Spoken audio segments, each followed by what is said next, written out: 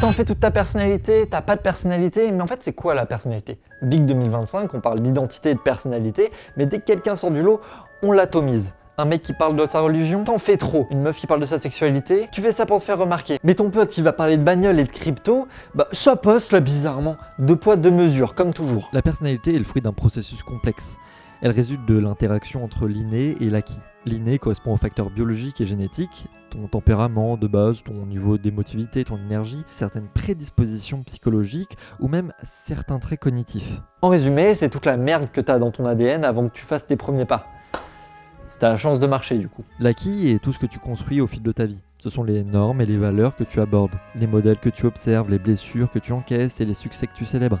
L'acquis, c'est le façonnage constant de ce que tu es, de ce qui module ou accentue ton héritage biologique. Depuis quand croire en Dieu ou aimer qui tu veux, c'est des sujets trop personnels pour en parler. Mais par contre, les néo-entrepreneurs qui vont me parler valeurs et muscu, oh ça va, c'est pas perso ça. C'est l'hypocrisie à l'état pur. Tout le monde veut être soi-même, mais au final, il faut être la version light de soi-même pour être accepté. C'est quoi ce foutage de gueule? Les croyances religieuses, l'orientation sexuelle ou encore l'identité culturelle sont des composantes majeures de la personnalité.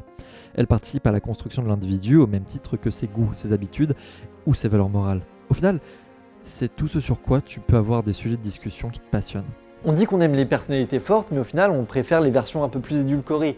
Faut que tu sois fier, mais pas trop que tu l'affiches. Intéressant, mais pas trop clivant. Inspiré, mais faut pas trop déranger. En fait, on demande principalement aux gens d'être bien lisses pour pas déranger le décor qui a été bien placé. Mais au final, comment tu fais pour échanger lorsque t'as pas le droit d'être toi?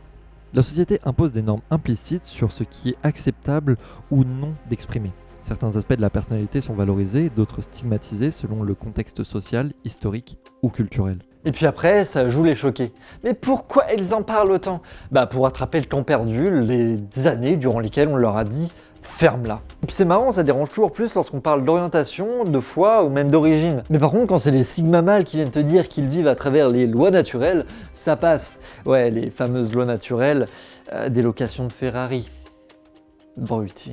Certaines formes d'expression sont vues comme des affirmations identitaires, tandis que d'autres sont perçues comme normales car banalisées par l'environnement culturel dominant. Le pire, c'est qu'on est persuadé d'être ouvert d'esprit, alors qu'on ouvre juste un tout petit peu la porte, on laisse un peu rentrer, une fois que ça rentre trop, on la claque au nez du voisin. En fait, on n'a pas l'habitude des différences, mais je comprends pas pourquoi on en a autant peur. Les mécanismes d'exclusion sont souvent inconscients. Ce rejet peut découler de ce que Carl Rogers a appelé la dissonance entre le soi idéal et le soi perçu. Quand il y a une trop grande différence entre le soi perçu et le soi idéal, on ressent une forme d'anxiété. Beaucoup de personnes refoulent ou critiquent chez les autres ce que eux-mêmes n'osent pas exprimer à cause de leur propre incongruence. Ils vivent mal l'idée que d'autres soient alignés entre ce qu'ils sont et ce qu'ils revendiquent, alors qu'eux-mêmes n'osent pas franchir le cap. Les contradictions humaines sont naturelles. L'humain oscille entre son besoin d'appartenance et son besoin de différenciation. Et on vient toujours au même sujet, la frustration. Faut qu'on arrête au bout d'un moment, le problème c'est pas eux, c'est nous. Notre incapacité à accepter que les autres portent leur fierté comme un drapeau, alors que nous, on la cache bien profond dans un tiroir.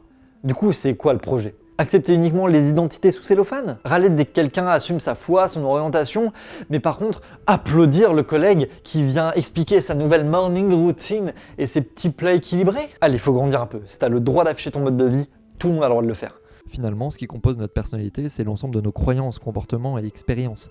Refuser ces aspects chez l'autre revient à refuser une part essentielle de l'humanité elle-même. La question, c'est pas pourquoi ils en parlent autant, la vraie question, c'est pourquoi toi t'en parles pas? On a été formaté à répondre aux attentes des gens, du patron, des parents, des amis, de la petite copine. Mais au final, on a fini par s'oublier. Et cette dissonance, elle nous ronge de l'intérieur. C'est pas une question de gêne ou de malaise, c'est juste un poison lent. Se travestir pour rentrer dans le moule, en fait, ça finit par casser quelque chose en nous. Vivre aligné avec sa personnalité réelle, c'est plus qu'un luxe, c'est une nécessité. L'authenticité, ce n'est pas qu'une posture, c'est un besoin fondamental pour maintenir un équilibre mental et social. Finalement, accepter l'autre, c'est aussi se réconcilier avec soi-même, car refuser la diversité des personnalités, c'est refuser l'humanité en chacun de nous.